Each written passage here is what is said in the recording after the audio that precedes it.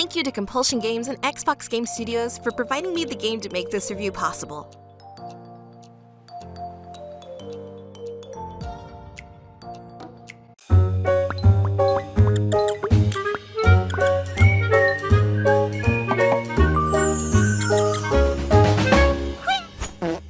South of Midnight is the latest action-adventure game to hit the market, and it is developed by Compulsion Games and published by Xbox Game Studios. Coming hot off the heels of the positively received Avowed from Obsidian Entertainment, Compulsion Games decided that now's their time to shine once more, just like they did with their release of We Happy Few many years ago. However, was taking on the American Deep South the right call, or should it have been something else entirely? Only one way to find out, so let's go! Gameplay. We're heading into really uncharted territory where companies don't usually take us, with Compulsion Games' American Deep South setting. It amazes me that we do not see more of this setting being utilized in gaming or even in film when there's such a ripe and rich history already here with the foundation to build upon, just as The Amazing Princess and the Frog did back in 2009. Now here we are in 2025, only this time without a princess or a frog or warts. Because come on now, we're not like Jiraiya Sensei with frog jutsu.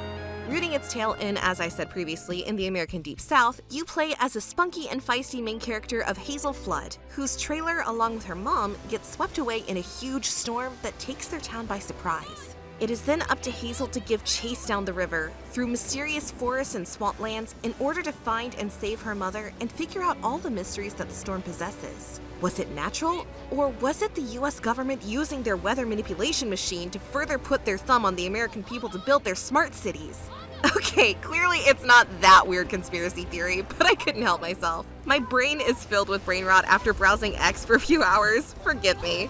The mysteries that unfold on this journey of Hazel's is both a mix of very creative ideas alongside mytho and folklore come to life that had me in delight most of the time due to the fact that this game reminds me very heavily of an Xbox 360 era type of game. This is a compliment because Xbox 360 had tons of titles that focused on art, fantasy, other aspects of creativity that is just not seen that much in the modern era of gaming that really wants to focus more on realism and down-to-earth settings. But not South of Midnight. It gives me a strong vibe of classic action platformers of titles from generations ago with its creative boss fights against giant alligators and giant talking fish that you can ride on, and it gave me a feeling of not only satisfaction playing it, but also a feeling of familiarity with titles that chose to embrace the silly, not realistic aspects for lore and folklore, much like Cameo did on 360 with its more cartoony-like presentation. Hazel herself, wielding a magical staff she comes across, is a weaver, a person who is gifted with magic to heal fractured ties by destroying malevolent spirits that plague the area of Prospero. In order to cleanse the land of this nastiness, like X-Lax cleansing your belly after a 4-day round of constipation, you must use your staff and powers gained by melee fighting against enemies, using powers to pull enemies towards you for combos, force push that sends enemies flying, jump and ground pound, freezing shot that stuns enemies momentarily so you can focus on a harder foe or gain the advantage elsewhere, and when an enemy is near death, run up to them and hold down trigger buttons to extract their life from them to gain EXP, or destroy the life of the main heart of the area, which clears the area of any threat and restores it back to normal, eliminating the plague itself. Movement is also a big part of the gameplay as well, as you move through each environment to absolute banger music as you double jump around areas, climb up vines and walls, combine double jumping along with a magical whip to shoot out an extension that pulls you from one obstacle to another, which makes situations extremely intense, especially during boss fights, and even intertwine that alongside proficient wall running as you either try to make your way to a new area or run frantically from a threat that will kill you in one hit should it touch you. It's extremely fun, and controls remain responsive and fluid throughout, unlike Gothic 1 Remake demo.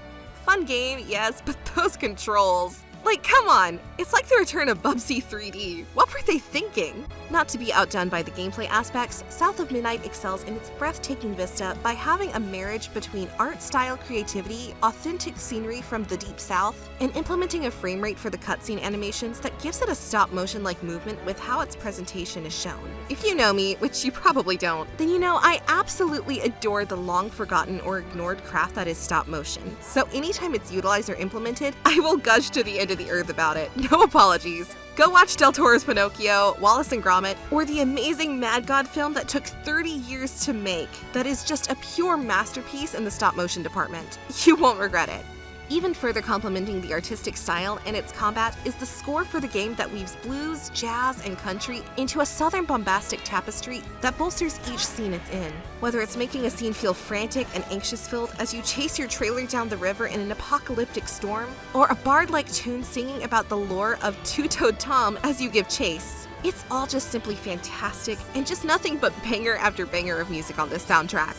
While combat might be fun like I stated previously, by using Hazel's weaving powers to stun foes or even manipulate them using your little friend doll that comes to life named Crouton, I also feel a criticism that will come up that it might get a fair share of is that it's a little bit too tedious at times, since, besides the variety that I mentioned, even with character update skill trees, the combat doesn't evolve too much from the given formula, and a majority of the fights themselves are subjected to confined areas that stick out like a sore thumb, letting you know where to go next. Think the trend of Sky Towers that Ubisoft started, and you'll get the idea. An idea that's very, very overused. Another issue that might trickle down your enjoyment is the game's length, offering you a 9 to 10 hour long condensed story that just when it seems things are ramping up, it ends.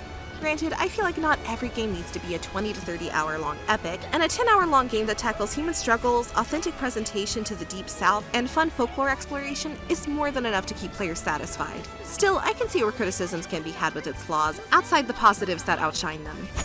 Overall, at the end of the day, South of Midnight was a fantastic experience for me from start to finish, albeit a short one, sure, but a fun time nonetheless. Obviously, we have room for improvement, with combat at times feeling a bit repetitive due to how much you have to fight lesser enemies, not a very robust character skill tree that doesn't add much to your character upgrades, length of the game not being what people might expect in the modern era of gaming, etc. However, I feel that its positives, such as fun movement-based system of slinging and wall running, great environments to experience, exploration of the Deep South folklore that brings it to life in a creative fashion, grandiose level of music that stays authentic all throughout, all of this makes up for any negatives that someone might experience and keeps you immersed in the world and its characters at all times, even if its execution stumbles over its own feet at times. So with all that having been said, my verdict is clear. Game and Chick says bye now!